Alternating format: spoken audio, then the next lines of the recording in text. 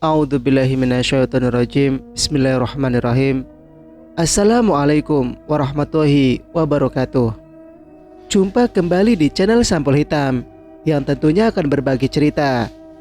Dan untuk cerita kali ini masih melanjutkan cerita yang sebelumnya yang berjudul Misteri Kehamilan Zakia. Cerita ini ditulis oleh Yani Santoso. Dan bagi teman-teman yang ingin membacanya secara langsung, teman-teman bisa langsung kunjungi link yang saya sudah siapkan, ada di deskripsi.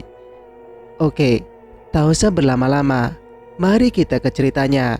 Selamat mendengarkan.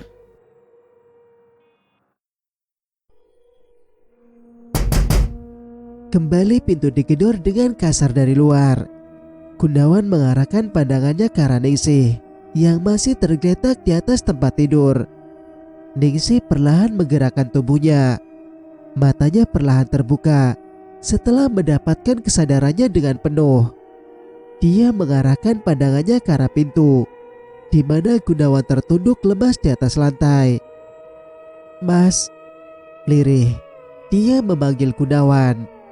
Gunawan menatap Ningsih dengan sorot mata ketakutan, sambil sesekali memberikan isyarat ke arah pintu. "Ningsih!" panggil suara di luar pintu dengan suara serak. Ningsih dengan cepat bangkit dari tempat tidur, berjalan tertatih menuju lemari pakaian dan membukanya dengan kasar. Tangannya lincah mencari sesuatu di dalam, lalu menarik sebuah kotak yang terbuat dari kayu. Sesaat, Ningsih memerhatikan kotak kayu yang dipegangnya.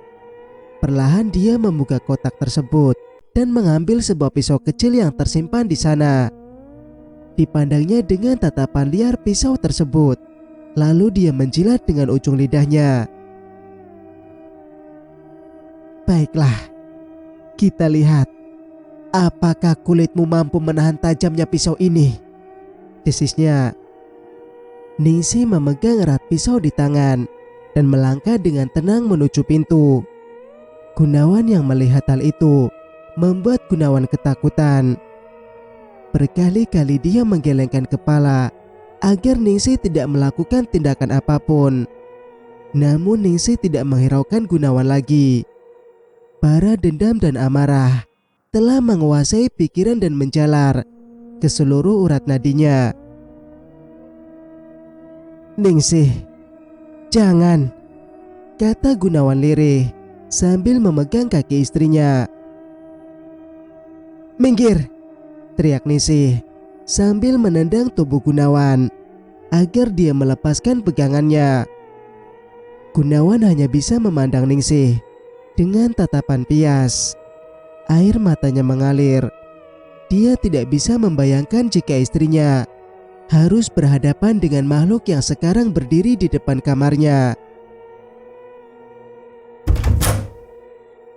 Ningsih membuka pintu kamarnya, dan kini tepat di depannya berdiri sosok dengan tubuh besar dan wajah yang menyeramkan.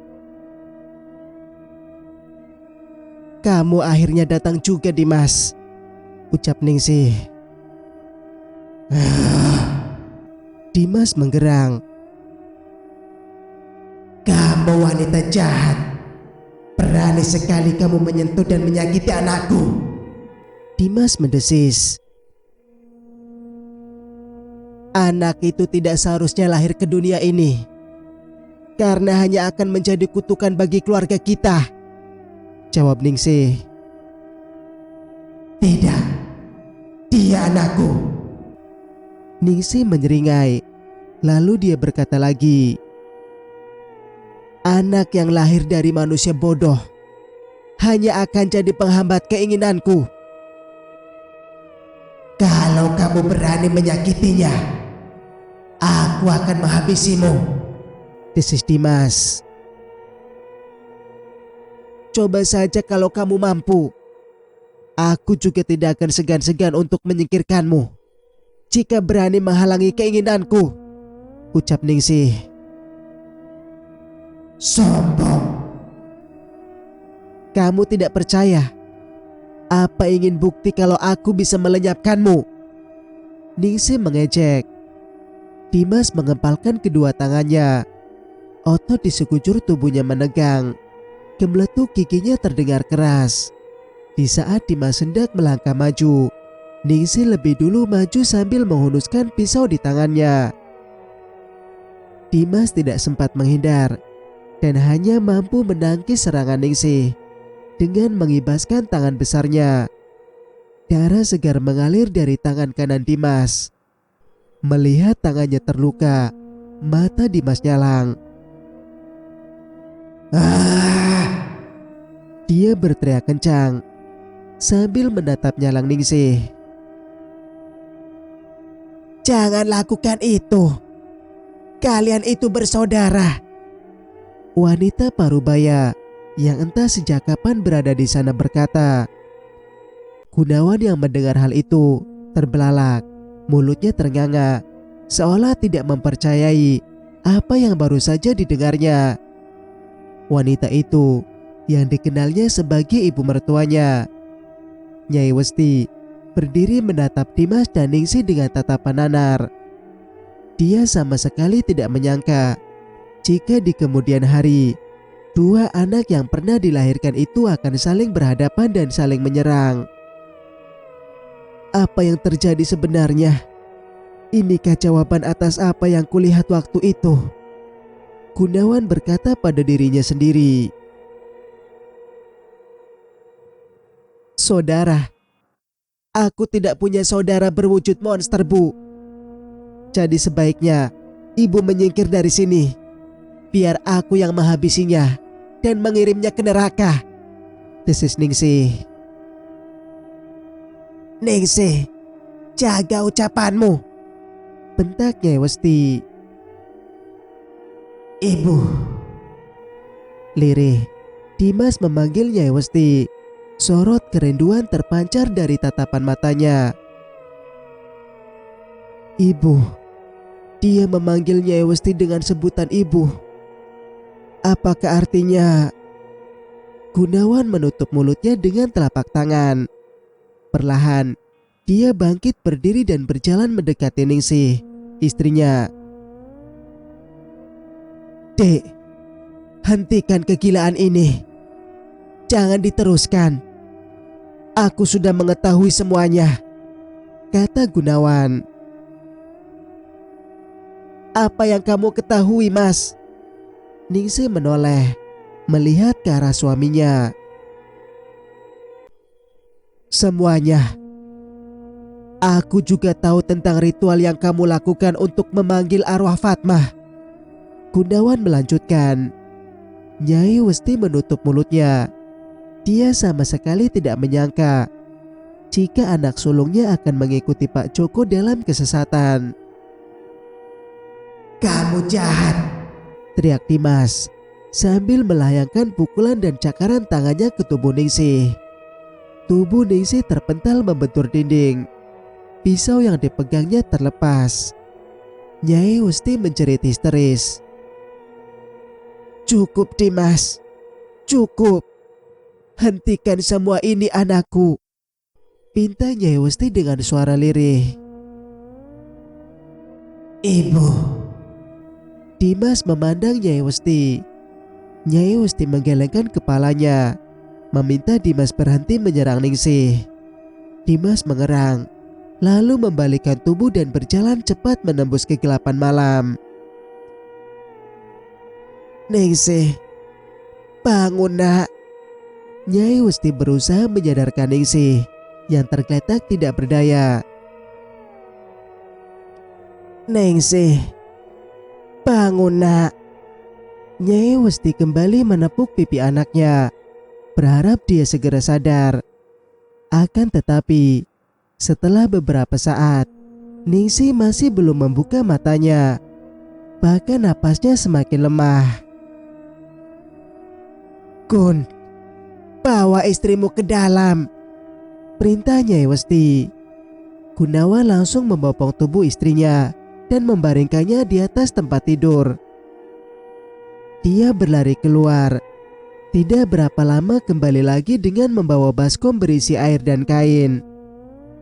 Nyai Westi duduk di sebelahnya dengan wajah khawatir. Dari mulutnya terdengar dia melantunkan doa. Gunawan yang mendengarnya merasa sedikit tenang. Walau tidak dipungkiri, dia juga merasa sangat prihatin. Bagaimana tidak, kelakuan dan sifat istrinya, Ningsih, sangat berbeda sekali dengan ibunya. Sebagai suami, dia merasa gagal karena tidak bisa membuat Ningsih menjadi lebih baik. Namun justru membuatnya semakin jauh terpuruk mengikuti jejak bapaknya, Pak Joko. Bu, luka Ningsih sangat parah. Apa tidak sebaiknya kita segera membawanya ke dokter saja? Kata Gunawan membuyarkan lamunan Nyai Westi. Tidak, jangan.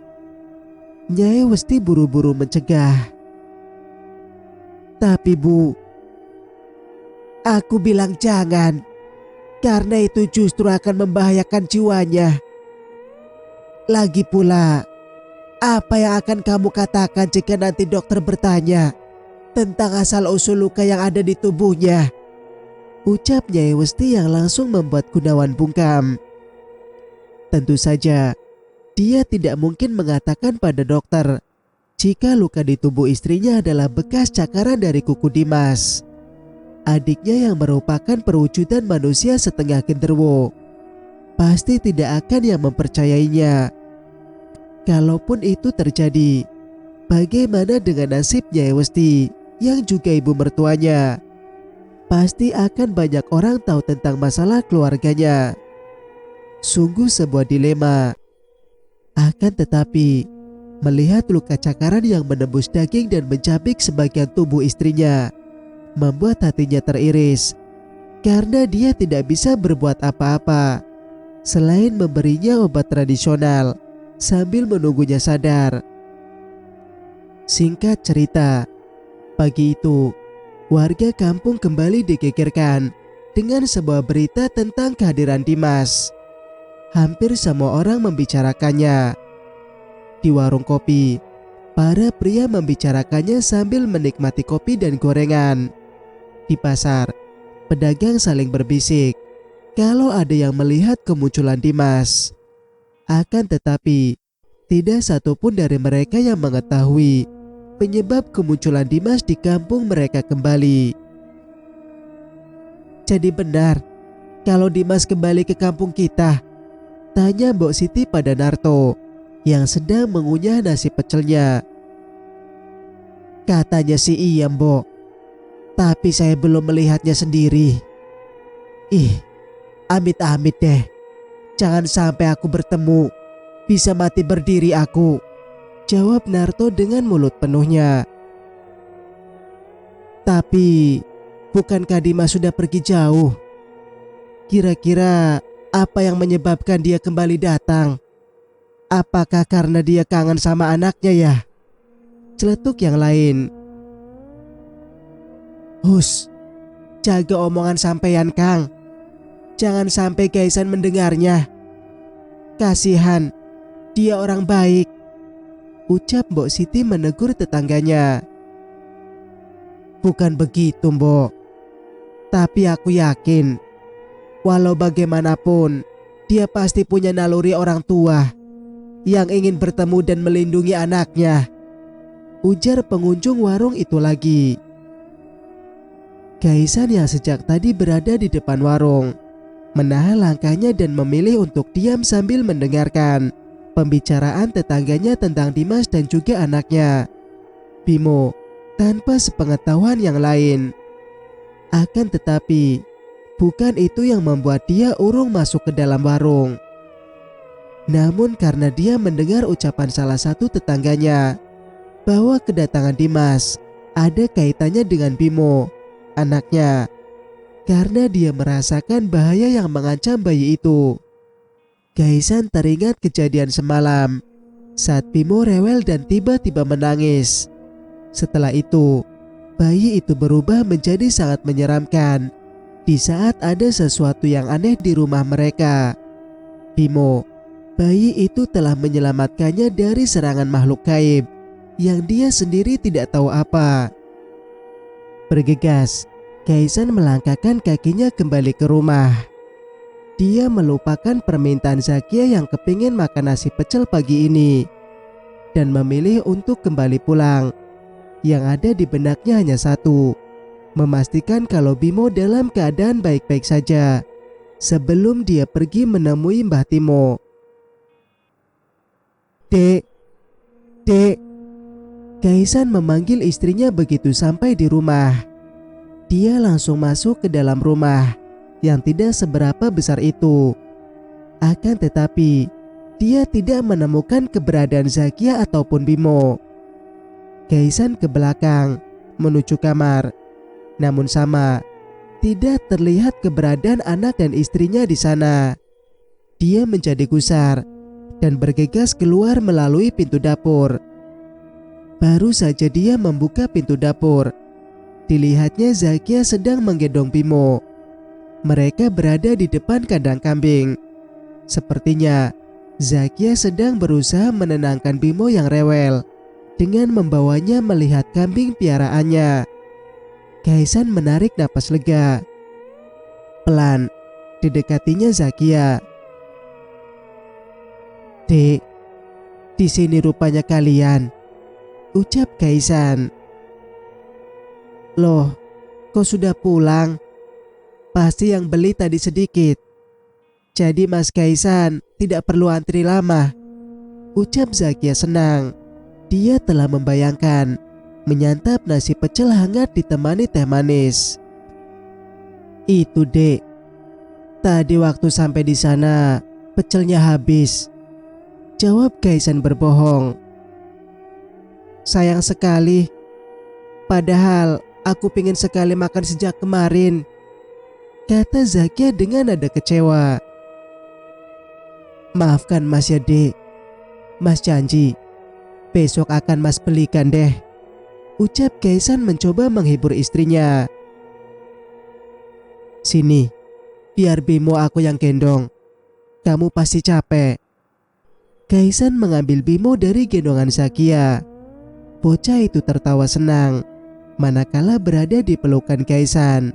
Ditatapnya tajam wajah Bimo. Hatinya menghangat.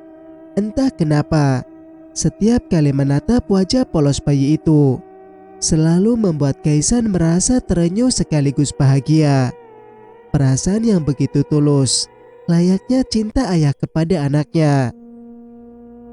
Sementara di tempat lain, sakit Mas, rintih Ningsih saat Gunawan mengoleskan obat ke luka-lukanya.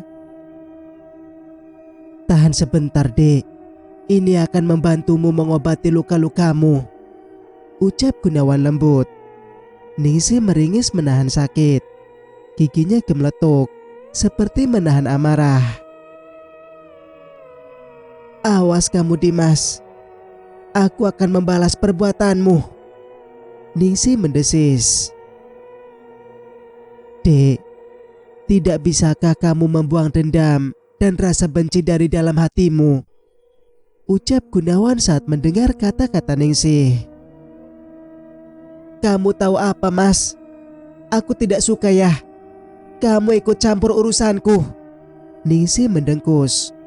Melihat Ningsih marah, Gunawan memilih untuk diam, walaupun hatinya tidak bisa membenarkan perbuatan istrinya.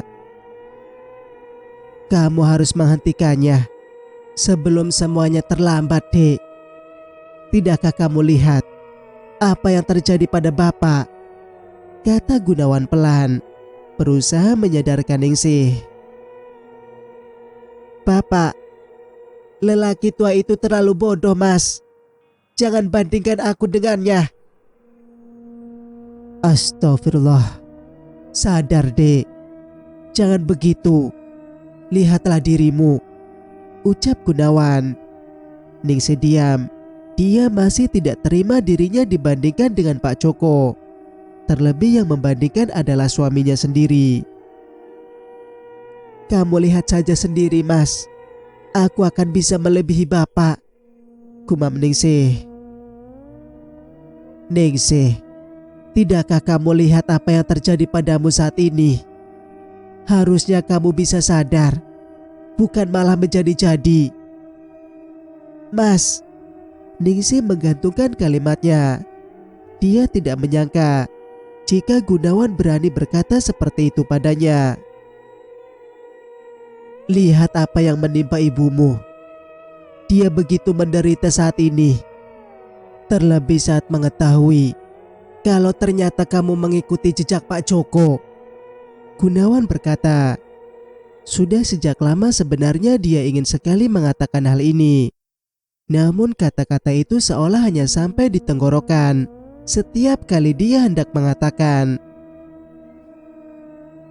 Mas, kamu tadi bilang ibu. Ningsih menautkan kedua alisnya. Iya, ibu kamu, Nyai Westi. Gunawan menjawab penuh penekanan. Ibumu telah mengetahui semuanya, Ningsih. Jadi aku harap hentikan sebelum terlambat. Ningsih membalikkan punggung membelakangi Gunawan yang duduk di tepi tempat tidur. Rasa jengkel dan marah memenuhi dadanya, hingga membuatnya terasa begitu kesulitan saat bernapas. Kebencian dan amarah memenuhi setiap sendi tubuh dan jiwanya. Tahu apa mereka tentangku? Tunggu saja apa yang akan kulakukan nanti, gumam Ningsih. Kamu bicara apa tadi, Dek? Gunawan yang mendengar ucapan Ningsih secara samar mendekatkan tubuhnya ke arah Ningsih agar bisa dengan jelas mendengar apa yang dikatakannya. Tidak, aku tidak mengatakan apa-apa. Ningsih menjawab dengan gugup tanpa melihat ke arah Gunawan. Begitu ya, mungkin aku tadi salah dengar. Kupikir kamu bicara denganku, kata Gunawan sambil menarik napas dalam. Gunawan mengusap wajahnya beberapa kali. Ditariknya kembali napas dalam-dalam, lalu menghembuskannya pelan. Sepertinya perjuangannya untuk menyadarkan istrinya dan membawanya kembali ke jalan yang benar akan sulit dia lakukan. Terlebih saat ini, dia merasakan antara dirinya dan Ningsih semakin jauh. Seolah ada jarak yang memisahkan mereka berdua. Namun setiap kali Gunawan ingin mencari tahu, seolah dihadapkan dengan jalan buntu.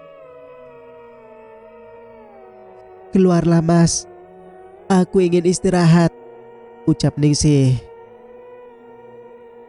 Tapi aku belum selesai mengobati lukamu, jawab Gunawan. Mas, aku bilang keluar ya keluar. Kamu dengar gak sih? Lukaku akan sembuh sendiri.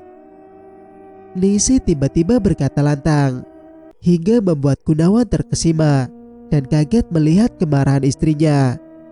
Karena belum pernah dia melihat Ningsih berkata kasar, apalagi sampai membentaknya. Gunawan mundur beberapa langkah sambil mengurut dada. Baiklah, Mas akan keluar. Beristirahatlah. Kalau perlu sesuatu, panggil aku, ucap Gunawan. Lalu dia bergegas keluar kamar. Sebelum menutup pintu, dia kembali menoleh, melihat Ningsih yang menatapnya dengan pandangan yang mengerikan. Jantungnya berdegup kencang ketika mata mereka saling tatap. Dia bukan istriku, bisik hatinya. Gunawan berjalan cepat meninggalkan kamar istrinya. Saat melewati lorong, dia melihat Pak Joko, bapak mertuanya, berdiri di ujung lorong sambil memerhatikan dirinya. Lelaki itu terlihat aneh. Dia hanya melihat ke arahnya saja, tanpa berkata sepatah kata pun. Gunawan ingin menghampiri dan menyapanya, namun urung saat Pak Joko membalikkan tubuhnya dan berjalan ke belakang menuju kamarnya kembali. Apakah dia butuh sesuatu sehingga keluar dari kamarnya? Gumam Gunawan. Gunawan melihat jam di dinding. Sudah hampir tengah malam. Namun Ningsih belum keluar kamar atau memanggil dirinya. sejak mengusirnya keluar tadi sore. Hal itu membuat Gunawan mondar-mandir di dalam kamarnya sambil sesekali melihat keluar, sambil berharap Ningsih memanggilnya. Perasaannya tidak tenang. Dia merasa khawatir karena Ningsih belum makan apapun sejak tadi siang. Bergegas dia membuka pintu untuk melihat Ningsih. Langkahnya terhenti tepat di depan pintu kamar. Rasa ragu menyeruak. Tatapan kemarahan dari mata Ningsih kembali terbayang. Bagaimana mata merahnya menatap tajam seolah ingin menembus ulu hatinya. Tangan Gunawan terulur pelan, lalu memutar kendop pintu. Kamar Ningsih gelap gulita. Mungkin dia ketiduran dan lupa menyalakan lampu, pikirnya. Tangan Gunawan meraba dinding untuk mencari saklar. Klak. Kamar menjadi terang benderang seketika. Namun matanya membulat penuh saat tidak dilihatnya sosok Ningsih di atas tempat tidur. Ningsih, Dek, kamu di mana? Gunawan memanggil nama istrinya sambil mencari ke seluruh ruangan. Kamar mandi dan lemari beberapa kali dibuka, memastikan bahwa istrinya tidak ada di dalamnya. Di mana kamu, Ningsih? Tidak tahukah kamu kalau ini sudah sangat larut? Kemana kamu pergi malam-malam begini? Gunawan duduk di tepi tempat tidur, meneguk wajah dan mengusapnya kasar. Wajah Gunawan tiba-tiba menjadi tegang saat sesuatu melintas di pikirannya. Kuburan tua, gumamnya lagi. Gunawan bangkit dari duduknya. Disambarnya jaket yang tergantung di belakang pintu. Tidak lupa lampu senter dan korek api. Dia masukkan ke dalam kantong jaket. Bergegas Gunawan melangkahkan kakinya keluar rumah, menyusuri jalanan sepi di tengah malam yang pekat. Tujuannya hanya satu, menuju kuburan Nyai Fatma. Cerita pun bersambung. Jika kalian suka dengan ceritanya, jangan lupa untuk like, komen, dan subscribe channel ini agar bisa mendengarkan cerita-cerita berikutnya. Wassalamualaikum warahmatullahi wabarakatuh.